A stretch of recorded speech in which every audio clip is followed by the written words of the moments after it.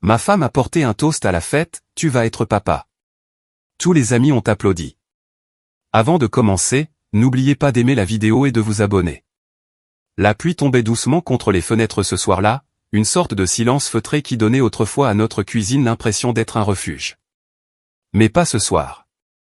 Ce soir, c'était comme si l'air était devenu acide, et je ne pouvais me défaire du sentiment que quelque chose n'allait pas. Je remuais la sauce pour les pâtes, essayant de ne pas trop penser au silence derrière moi. Megan se tenait près de l'évier, le dos raide, les bras étroitement croisés. C'était subtil, mais je la connaissais bien. Trop bien pour l'ignorer. Megan, ai-je dit doucement, m'approchant et lui touchant délicatement le bras. Tu as à peine parlé de la journée. Est-ce que ça va? Elle ne m'a pas regardé, se contentant de marmonner, j'ai mal au ventre. C'était tout. J'ai mal au ventre. Aucune douceur, aucun regard, juste une phrase sèche comme si j'étais un étranger qui avait dépassé les bornes. J'ai reculé légèrement, confus. D'accord, ai-je dit lentement. Est-ce que c'est grave? Devrions-nous? J'ai dit que ça allait. Sa voix était plus vive maintenant, ses yeux toujours fixés sur l'évier vide. J'ai hoché la tête, lui laissant de l'espace. Mais après un moment, j'ai réessayé. Tu es distante toute la semaine. S'il se passe quelque chose, nous devons en parler. Je n'essaie pas de te forcer, mais... Elle s'est retournée si vite que le torchon a glissé de son épaule. Eric, tout ne tourne pas autour de toi. Laisse tomber. Celle-là m'a fait l'effet d'une gifle. Je l'ai dévisagée. D'où ça vient? Peut-être que j'en ai juste marre de prétendre que tout va bien alors que ce n'est pas le cas, a-t-elle lâché, la voix montant.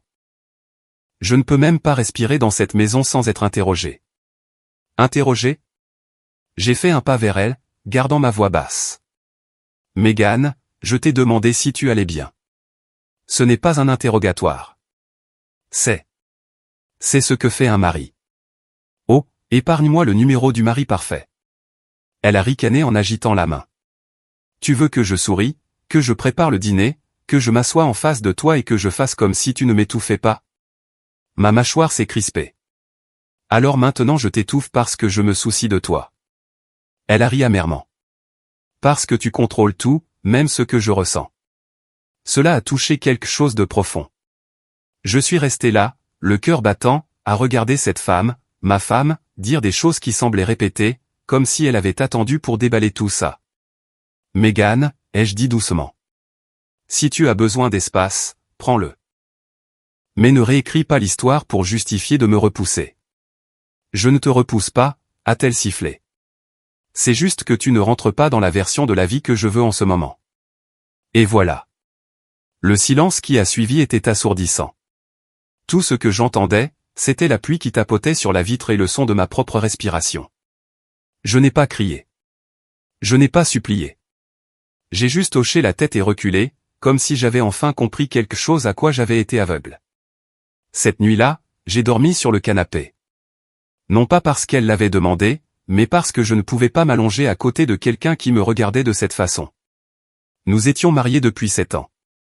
Hypothèque à moitié remboursée, 2 voitures dans l'allée, dîner entre amis le samedi. Elle travaillait dans le marketing en ville. J'enseignais la biologie au lycée. Nous n'étions pas flamboyants, mais nous étions stables, du moins c'est ce que je pensais.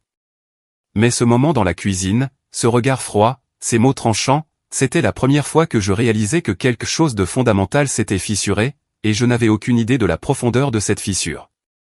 La lumière du soleil s'est infiltrée à travers les stores comme si rien ne s'était passé la nuit précédente. Les oiseaux chantaient dehors comme si notre cuisine ne venait pas de se transformer en champ de bataille 12 heures plus tôt. J'étais déjà debout, au pied du lit, entièrement habillé. Megan était encore sous les couvertures, le dos tourné vers moi. Elle n'était pas venue sur le canapé. N'avait même pas vérifié si j'avais dîné après qu'elle soit partie en trombe. Je me suis frotté la nuque et me suis éclairci la gorge doucement. Bonjour, ai-je dit, en essayant de rester léger. J'ai appelé le bureau du docteur Benson. Ils peuvent te voir demain matin à 9 h. Elle n'a pas répondu. J'ai attendu. Je veux juste être sûr que tout va bien avec ton estomac. Tu disais que ça te faisait mal. Je pensais que ça valait la peine de vérifier. Toujours rien. Puis la couette a bougé et elle s'est redressée d'un coup, comme un ressort, me foudroyant du regard. Tu as fait quoi? J'ai fait un petit pas en arrière, pris au dépourvu. J'ai pris un rendez-vous, juste par sécurité. Ses yeux se sont plissés. Qui t'a dit de faire ça? Personne ne me l'a dit. Tu disais que tu ne te sentais pas bien. Tu m'as crié dessus hier. Tu as dit que tu étais malade.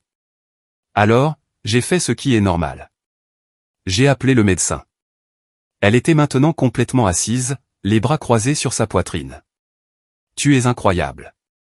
Tu penses que parce que j'ai dit que j'avais mal au ventre, tu as le droit de commencer à organiser toute ma vie. J'ai cligné des yeux. Megan, c'est un contrôle. C'est tout. Tu n'es pas obligé d'y aller si tu ne veux pas, oh, comme c'est généreux, a-t-elle ricané en sortant du lit. Mais la vraie raison pour laquelle tu l'as fait, c'est que tu ne me fais pas confiance. C'est de ça qu'il s'agit, n'est-ce pas? Quoi? Non. Si. Sa voix s'est brisée, ses yeux écarquillés par quelque chose de plus profond que la colère. Tu essaies de me contrôler, Eric. Tu penses que si je n'agis pas comme tu t'y attends, tu as le droit de me gérer comme une sorte de projet. J'ai levé les mains, calmement. Tu m'as dit que tu ne te sentais pas bien. J'essayais d'aider. Ce n'est pas du contrôle. C'est de l'inquiétude. Elle faisait les 100 pas maintenant, ouvrant les tiroirs, les claquant. Tu sais quoi? Tu as toujours été comme ça. Calme, gentil, raisonnable, mais en dessous de ça, tu es toujours en train de me surveiller.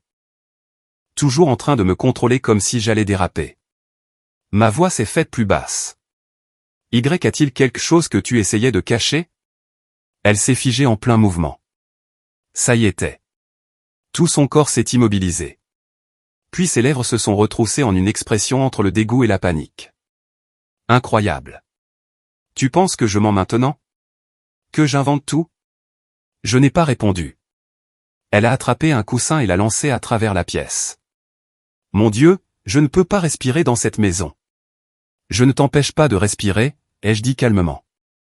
Je t'ai demandé si tu voulais voir un médecin. Elle s'est retournée vers moi, pointant un doigt tremblant sur ma poitrine. Non, tu as programmé le rendez-vous. Tu n'as pas demandé. C'est toute la différence. J'ai expiré lentement, essayant de ne pas répondre au feu par le feu. Tu as raison. Je n'ai pas demandé. Peut-être que j'aurais dû, mais je ne pensais pas que ce soit nécessaire quand tu as dit que tu n'allais pas bien.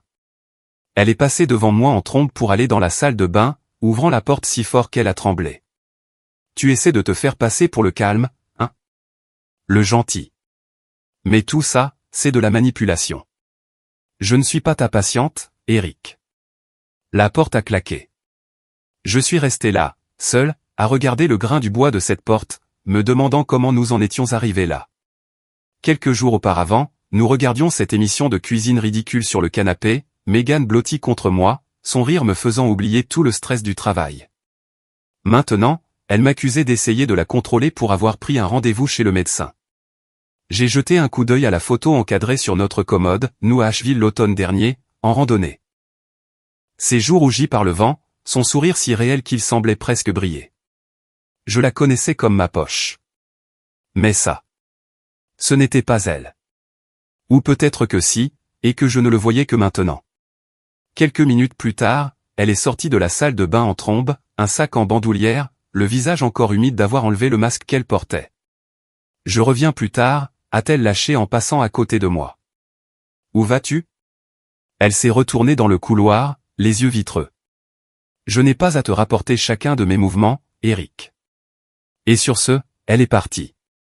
Je suis resté dans la chambre un moment, écoutant le silence s'installer autour de moi comme de la poussière. Je n'étais pas en colère, pas encore. J'étais inquiet, confus, et sous cette confusion, quelque chose de plus froid avait commencé à se former. Le doute, non seulement sur la dispute, mais sur ce qui avait vraiment changé en elle, ou peut-être sur ce qu'elle avait caché depuis le début. 3 jours ont passé. Megan n'a pas reprogrammé le rendez-vous chez le médecin, et je n'en ai plus parlé. Le vendredi, nous faisions tous les deux comme si de rien n'était. Emily et Brian, notre couple d'amis le plus proche, organisaient une petite réunion dans leur jardin. Juste des hamburgers grillés, un feu de camp, des rires, des verres, une pause dans la tension, du moins c'est ce que je pensais. Megan s'est habillée avec soin. Cette robe d'été bleue que je n'avais pas vue depuis des mois.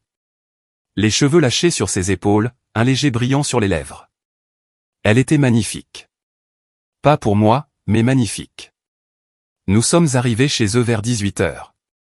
Emily nous a serrés dans ses bras. Brian m'a donné une tape dans le dos comme d'habitude. C'était routinier, familier. Mais dès que nous sommes entrés dans le jardin, quelque chose a changé chez Megan. Je l'ai vue dans la façon dont elle souriait, plus largement que d'habitude, juste un peu trop éclatante. Eric, prends un verre, a-t-elle dit en passant devant moi pour se diriger vers la table où Brian se tenait, riant avec Emily. Je me suis servi un soda, j'ai échangé quelques mots avec Emily, mais j'observais Megan. Elle se tenait à côté de Brian, se penchant légèrement vers lui, riant trop vite à la blague qu'il venait de faire. Sa main a effleuré son bras, pas de manière évidente, pas longtemps, mais assez longtemps pour que cela ne ressemble pas à un accident. Je les ai rejoints, glissant doucement mon bras autour de ses épaules.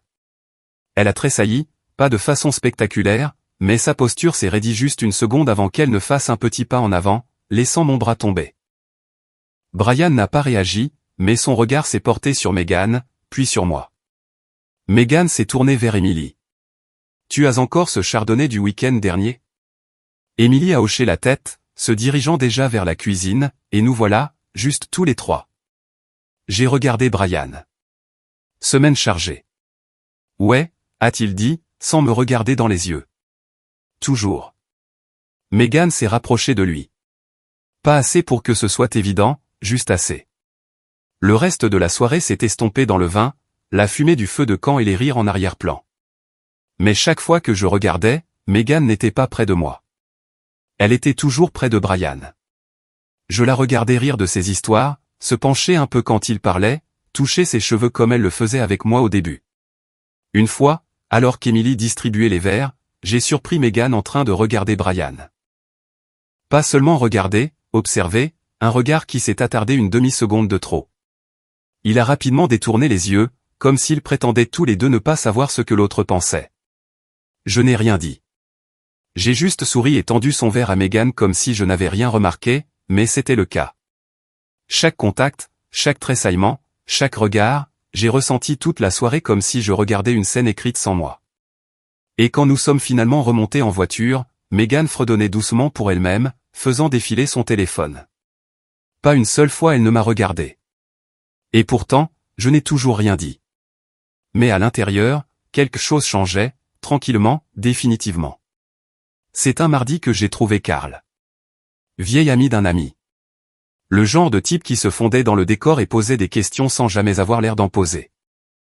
Ancien flic, maintenant un homme tranquille avec un bureau discret au-dessus d'une laverie automatique près du centre-ville de Raleigh. Plaque de porte de travers, café brûlé, moquette plus vieille que moi. Mais il obtenait des résultats.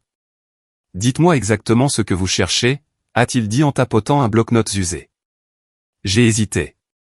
Je pense que ma femme cache quelque chose, ai-je dit finalement. Et ce n'est pas juste une liaison. Carl n'a pas bronché. Vous avez un nom?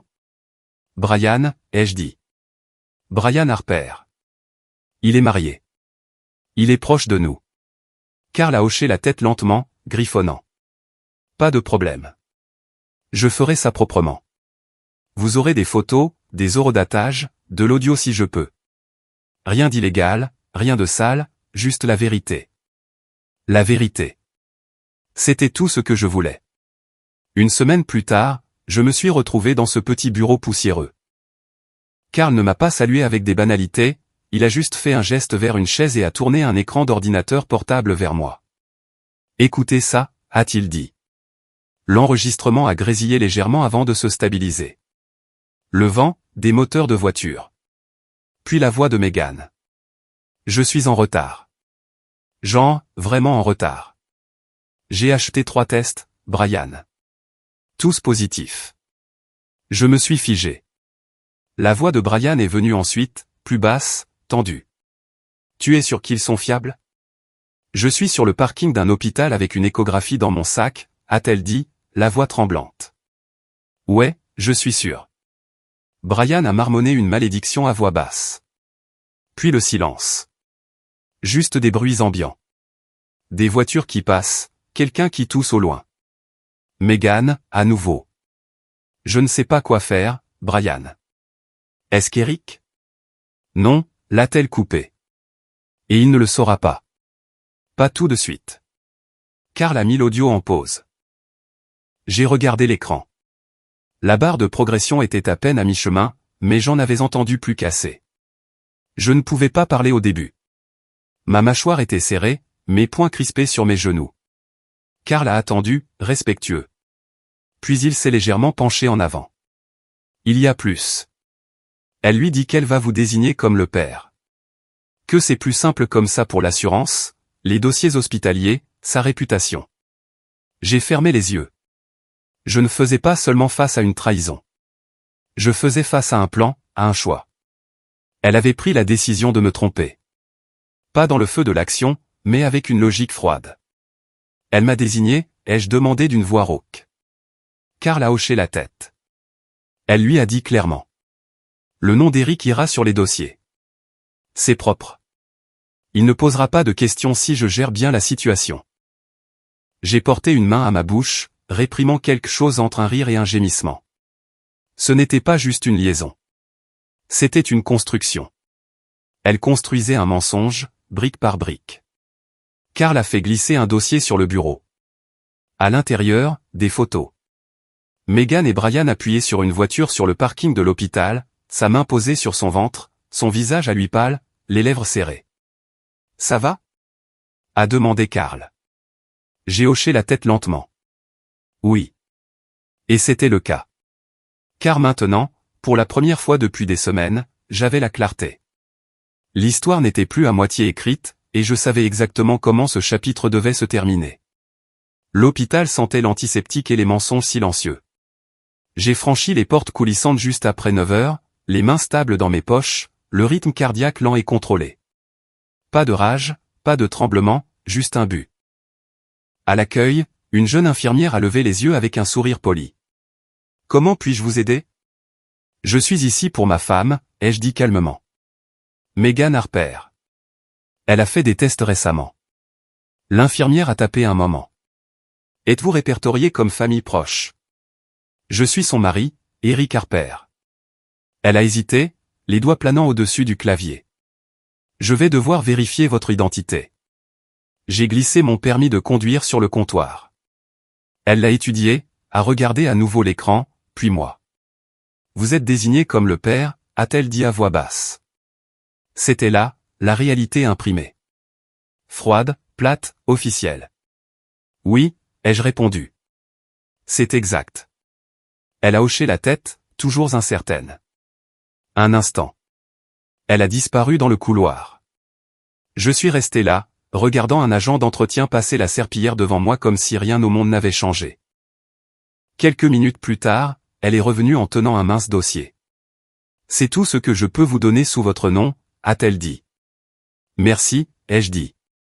Un médecin est entré à ses côtés, parcourant le dossier. Un homme dans la fin de la quarantaine, des yeux calmes, une chaleur exercée. « Monsieur Harper », a-t-il dit avec un doux sourire en tendant la main. « Félicitations. » J'ai pris sa main. « Merci », ai-je répondu. Les mots sonnaient étranges dans ma propre bouche. « C'est le début », a-t-il continué. « Mais tout semble stable pour l'instant. Nous programmerons la prochaine échographie bientôt. »« Bien sûr », ai-je dit d'un ton neutre. Il a de nouveau hoché la tête. « Essayez d'être là pour elle. Ces premières semaines peuvent être accablantes. »« Je le serai », ai-je dit, car techniquement, c'était toujours vrai. L'infirmière a tourné le dossier vers moi. « Vous pouvez le consulter ici si vous le souhaitez. » Je l'ai ouvert lentement. Des formulaires imprimés, des notes d'admission, un contact d'urgence, et là, à l'encre noire, Père, Eric Harper. Pas Brian, moi. Mon nom, ma vie, mon avenir, réécrit sans mon consentement. J'ai refermé soigneusement le dossier, comme s'il pouvait mordre. « J'apprécie votre aide », ai-je dit à l'infirmière. Elle a souri, soulagée. « Bien sûr. » Le médecin a fait un dernier signe de tête. « Prenez soin de votre famille. » J'en ai l'intention, ai-je répondu. Puis je me suis retourné et j'ai descendu le couloir. Chaque pas résonnait trop fort, comme si le bâtiment lui-même écoutait. Je n'ai pas ressenti de colère à ce moment-là. J'ai ressenti de la précision. Un piège avait été construit, et je venais de le franchir sans me faire prendre. Ce soir-là, notre chambre ressemblait à une publicité de magazine. Lumière douce, ombre chaude, des bougies parfumées à la lavande scintillant sur la commode. Megan se tenait près du lit, vêtue de soie couleur vin rouge. Je n'avais pas vu cette nuisette depuis des années. Elle m'a jeté un coup d'œil avec un doux sourire.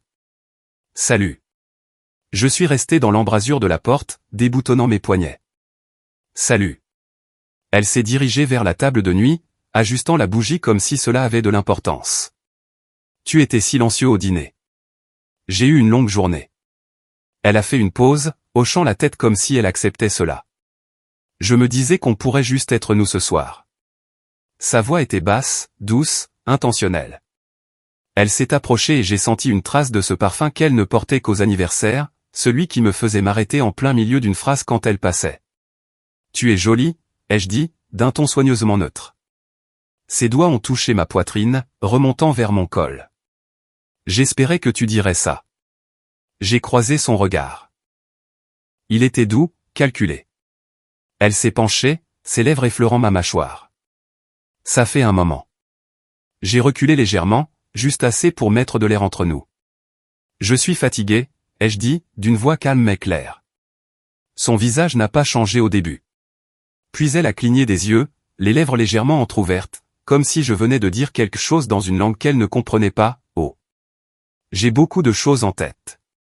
Le travail ? J'ai hoché la tête. Entre autres choses. Elle s'est enlacée, sa nuisette en soie bougeant avec elle. Tu as été distant ces derniers temps. Tu trouves ? Elle n'a pas répondu. Je me suis dirigé vers la commode, j'ai enlevé ma montre, l'ai posée avec un léger clic. Son reflet dans le miroir était figé, incertain. Elle a réessayé, sa voix basse et répétée.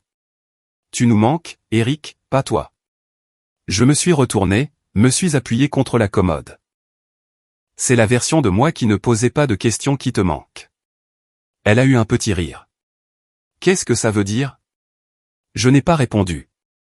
Elle s'est assise sur le bord du lit, le matelas grinçant légèrement sous son poids.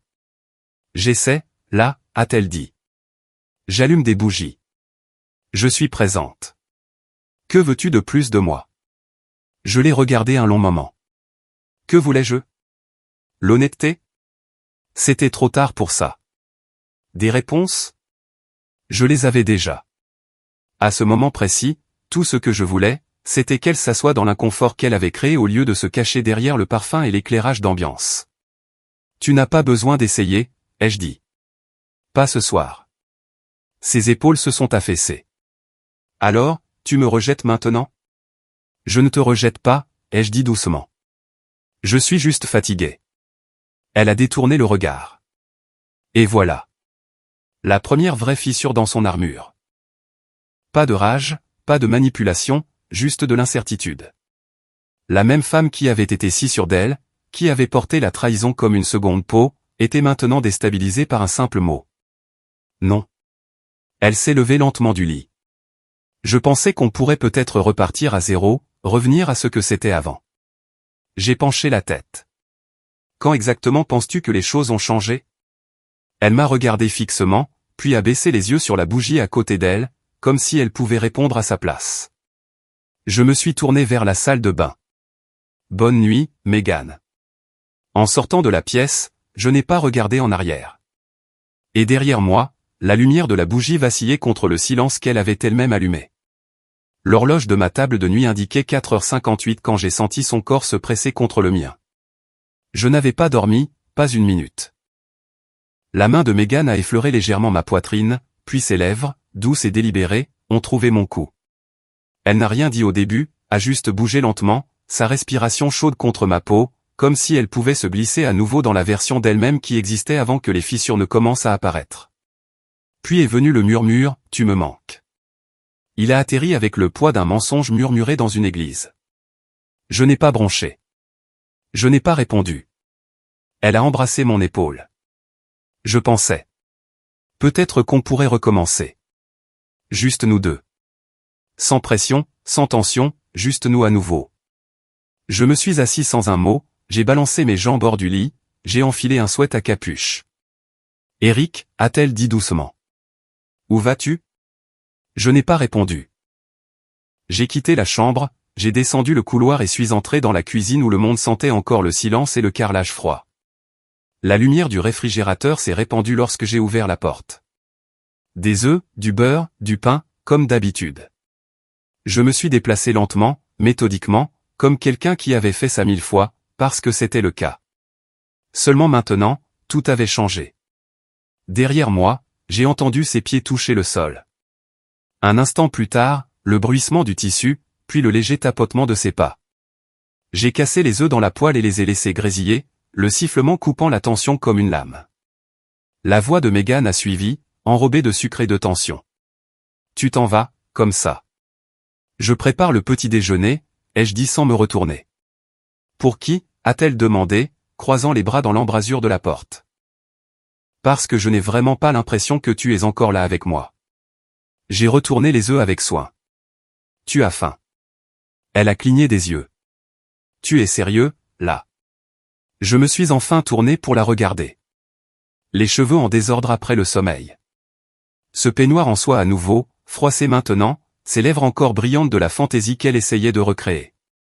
J'ai soutenu son regard. Calme. Stable. Tu ne veux pas d'eux. Eric, arrête ça, a-t-elle lâché en entrant dans la cuisine. Tu fais ce truc où tu agis comme si rien n'avait d'importance. Comme si je n'avais pas juste essayé de te parler, de m'ouvrir à toi. Tu as embrassé mon cou, ai-je dit platement. Sa voix s'est élevée. J'essaie de renouer le contact. Non, Mégane, ai-je répondu d'un ton neutre. Tu essaies d'effacer quelque chose. Ce n'est pas la même chose. Elle s'est mordu la lèvre en secouant la tête. Pourquoi agis-tu comme si j'étais l'ennemi? Je n'agis pas. J'ai juste arrêté de prétendre que tu ne le haises pas, celle-là a fait mal. Je l'ai vu dans ses yeux. Elle s'est appuyée contre le comptoir, les épaules tendues. Alors, c'est comme ça maintenant? Tu ne me parles pas? Tu fais des œufs et tu poses des devinettes. J'ai mis les œufs dans une assiette, j'ai éteint le feu. Certaines choses, ai-je dit en faisant glisser l'assiette vers elle, n'ont plus besoin de mots. Ça ne veut rien dire, a-t-elle lâché. Pour moi, si. Elle m'a regardé, les bras toujours croisés comme si elle essayait de ne pas s'effondrer. Tu penses tout savoir, a-t-elle dit. Tu penses m'avoir cerné? J'ai de nouveau croisé son regard. Je pense que j'ai arrêté d'essayer de me convaincre que je ne sais pas déjà. Sa bouche s'est ouverte, puis s'est refermée. Rien n'est sorti. J'ai pris une deuxième assiette, je me suis fait des œufs sans dire un autre mot. Sa respiration est devenue courte. Je ne voulais pas que les choses soient comme ça, a-t-elle murmuré. J'ai hoché la tête. Moi non plus. Tu ne me demandes même pas ce que je ressens. Tu ne veux pas qu'on te le demande, ai-je dit à voix basse. Tu veux être pardonné sans avoir à t'expliquer. Un temps de silence. Elle s'est avancée, a touché doucement mon bras. Eric, j'ai peur. Je ne dis pas tout maintenant parce que je ne sais pas comment faire. Je n'ai pas bougé. Tu as eu le temps. Je l'ai encore, a-t-elle murmuré. Mais je n'ai pas répondu. Le grille-pain a sauté. Je l'ai attrapé, j'ai beurré les deux tranches, j'en ai placé une à côté de son assiette et l'autre sur la mienne. Elle ne s'est pas assise. Elle est juste restée là, à regarder, chancelante. Mange quelque chose, ai-je dit doucement. Elle a regardé l'assiette, puis moi. Tu vas vraiment faire ça? Juste t'asseoir là et faire comme si rien de tout ça n'était réel? Je l'ai regardé et, pour la première fois depuis des jours, j'ai souri. Pas un sourire gentil, un sourire entendu. Je fais comme si c'était très réel. Elle a reculé. Ses yeux ont cligné rapidement. Ce n'est pas à toi de t'éloigner. Tu serais surprise, ai-je murmuré. Puis je me suis assis et j'ai pris la première bouchée. Elle n'a pas bougé. N'a pas touché à la nourriture. Elle est juste restée là, son peignoir tombant d'une épaule, le scintillement de la lumière du matin frappant ses yeux comme la vérité qu'elle n'avait pas prévue. Son plan ne s'effondrait pas. Il l'avait déjà fait. Et maintenant, tout ce qui restait, c'était l'écho de la cuisine et le clic silencieux de ma fourchette contre la porcelaine. Avant de continuer, appuyez sur j'aime si cela vous parle. À midi, le ciel s'était couvert. Une lumière grise planait sur Raleigh comme une pause avant quelque chose de permanent. Je me suis garé devant le cabinet d'avocat, j'ai coupé le moteur et je suis resté assis un moment, les doigts tapotant le volant. Je n'étais pas là pour brûler les ponts. J'étais là pour construire la sortie. Le bâtiment était en briques et en verre, silencieux, sérieux. À l'intérieur, les murs étaient tapissés de livres que je doutais que quiconque touche, sauf en cas de nécessité. La secrétaire derrière le bureau m'a accueilli avec un sourire fatigué. « Vous êtes Monsieur Harper ?»« Oui, Eric. Maître va vous recevoir maintenant. » Je l'ai suivi dans un couloir étroit jusqu'à un bureau d'angle. Des panneaux de verre, un vieux bureau en bois, 2 chaises en face. Mitchell s'est levé quand je suis entré. Début de la cinquantaine, costume sombre, cheveux argentés, des yeux qui semblaient avoir vu toutes sortes de mariages s'effondrer. Il m'a serré la main. Poignée ferme, pas de chaleur, juste des affaires. « Vous avez quelque chose pour moi ?» a-t-il demandé en me faisant signe de m'asseoir. J'ai sorti le dossier de mon manteau et l'ai posé sur le bureau. À l'intérieur, des impressions du rapport de Karl, des transcriptions de l'enregistrement, des horodatages, des photos de Megan et Brian sur le parking de l'hôpital, une copie des documents de l'hôpital montrant mon nom comme père, et une clé USB soigneusement étiquetée à l'encre noire. La preuve. Mitchell a ouvert le dossier et a commencé à feuilleter. Il n'a pas pressé les choses. Il n'a pas parlé. Il a simplement parcouru chaque page, l'une après l'autre, avec le rythme lent et régulier d'un homme habitué à trier les cendres. Je suis resté assis en silence. Le seul son était le faible bourdonnement d'une ventilation au-dessus et le doux froissement du papier glissant sur le papier. Quand il a atteint la dernière page, il s'est adossé à sa chaise, posant une main sur le dossier. « Ceci, a-t-il dit finalement, est béton. » J'ai hoché la tête une fois. Je ne suis pas surpris. « Vous gagnerez tout, a-t-il continué. La garde, les biens, la sympathie du public, si cela compte pour vous. Elle peut essayer de se battre, mais ça n'ira pas loin. Pas avec une fausse déclaration de paternité et des preuves d'une liaison en cours. Je ne suis pas intéressé à la traîner dans la boue, ai-je dit doucement. Je veux juste en finir, proprement. » Mitchell a penché la tête. « Vous comprenez ? Elle a essayé de vous enfermer dans la paternité légale d'un enfant qui n'est pas le vôtre. Elle aurait pu se taire, attendre, percevoir une pension alimentaire pendant 18 ans. Je comprends, ai-je répété. J'ai de nouveau hoché la tête. C'est pourquoi je suis ici maintenant, avant que les dégâts ne s'aggravent. Mitchell a tapoté le dossier. Homme intelligent. Vous êtes venu tôt. Je suis venu juste après avoir arrêté de me mentir à moi-même. Il s'est penché en avant, faisant glisser le dossier vers lui comme s'il faisait déjà partie d'une affaire en cours. Je commence les formalités aujourd'hui. Ce sera rapide, chirurgical. Je préfère la discrétion à la rapidité, ai-je dit. Mitchell a eu un sourire sec. La discrétion est facile quand on détient la vérité. Je me suis levé, lui ai serré la main à nouveau. Merci, ai-je dit. Pas besoin, a-t-il répondu. C'est elle qui vous a donné l'affaire. Vous ne faites que la faire avancer. Dehors, les nuages n'avaient pas bougé, mais d'une manière ou d'une autre, l'air semblait plus léger. Je ne me sentais pas puissant. Je me sentais stable. Et pour la première fois depuis des semaines, je savais exactement où j'en étais. La maison d'Émilie avait toujours cette lueur chaleureuse et décontractée, comme un endroit où les mauvaises choses n'arrivaient pas. Des guirlandes lumineuses au-dessus de la clôture, le doux bruit de la musique en arrière-plan, le tintement des verres et l'odeur de la nourriture grillée flottant dans le jardin. On pourrait penser que la paix pouvait y vivre. Mais ce soir allait être tout autre chose. Megan s'était trop bien habillée pour une soirée dans un jardin. Une robe rose pâle, un collier en or, les cheveux bouclés en vagues comme si la nuit était plus grande qu'elle ne voulait l'admettre. Ses yeux brillaient d'une sorte d'énergie agitée, comme quelqu'un sur le point de réaliser un tour de magie devant une foule aux yeux bandés. Émilie nous a accueillis comme toujours. Des étreintes chaleureuses, un rapide, il y a des boissons près de la glacière. Les hamburgers arrivent. Megan s'est rapidement mêlée à la conversation, son sourire large, sa voix plus éclatante qu'elle ne l'avait été depuis des semaines. Elle a ri un peu trop fort à la blague de Brian. Sa femme, Emily, ne semblait pas le remarquer. Ou peut-être essayait-elle simplement de ne pas le faire. Je suis resté en retrait du groupe, sirotant un soda, laissant la fête se dérouler autour de moi comme si j'étais une ombre. Puis je l'ai vue.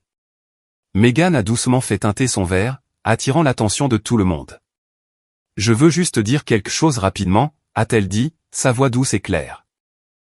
Je sais que ces derniers mois ont été un peu calmes de notre côté, mais je pense qu'il est temps de partager la bonne nouvelle. J'ai senti un nœud dans mon estomac. Elle m'a regardé droit dans les yeux. Eric et moi, sa voix a tremblé juste un peu, parfaitement répétée, allons avoir un bébé. Il y a eu un temps de silence. Puis les acclamations ont éclaté, les rires, les applaudissements, les verres levés. Quelqu'un a crié « Enfin !» Quelqu'un d'autre a ajouté « Félicitations, mec !» Emily a mis ses mains sur sa bouche, les yeux écarquillés. « Oh mon Dieu, Megan, c'est incroyable !» Et Brian. Il est resté là, figé, le visage se vidant de sa couleur comme si une trappe s'était ouverte sous lui. Megan s'est tournée vers moi, rayonnante. « Dis-leur, chérie. » J'ai levé mon verre lentement, j'ai regardé chaque personne autour du feu de camp. Puis j'ai souri. « En fait, ai-je dit, la voix calme, claire et froide comme l'air d'hiver, vous devriez probablement porter un toast à Brian à la place. » Le silence a été immédiat. Personne n'a ri. Personne n'a bougé. Brian a cligné des yeux. Une fois, 2 fois, puis a baissé les yeux sur la bière dans sa main comme si elle pouvait se dissoudre. Emily a regardé entre nous, confuse. « Attends, quoi ?» Je me suis tourné vers elle, tenant toujours mon verre fermement. Megan est enceinte. Cette partie est vraie. Le sourire de Megan a vacillé. Mais ce n'est pas le mien. Sa voix est sortie d'un coup, essoufflée. « Eric, quoi ? De quoi parles-tu ? » Je ne l'ai même pas regardé. J'ai gardé les yeux sur Brian.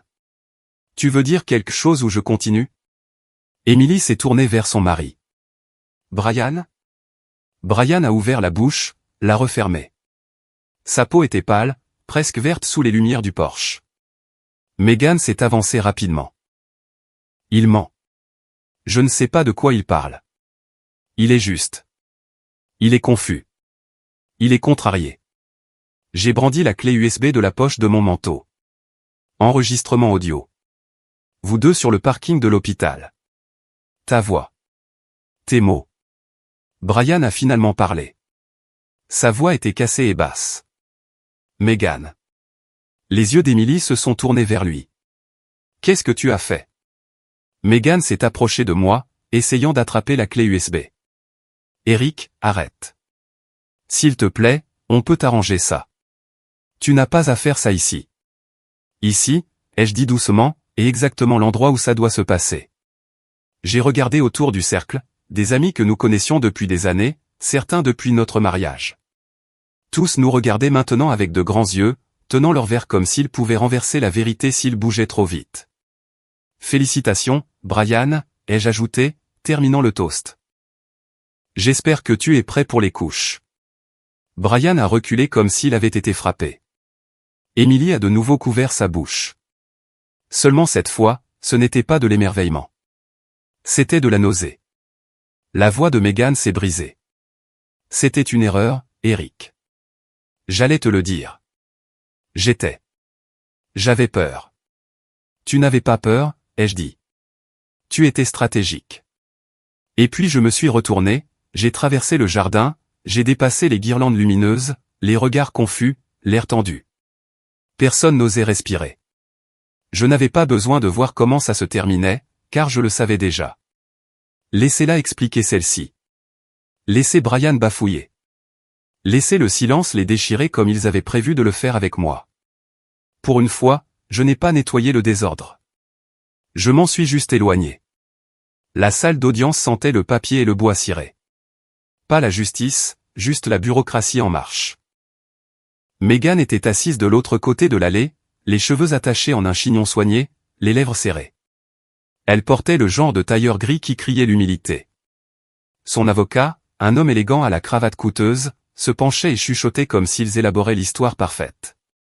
Mon avocat, Mitchell, était assis à côté de moi, silencieux, confiant.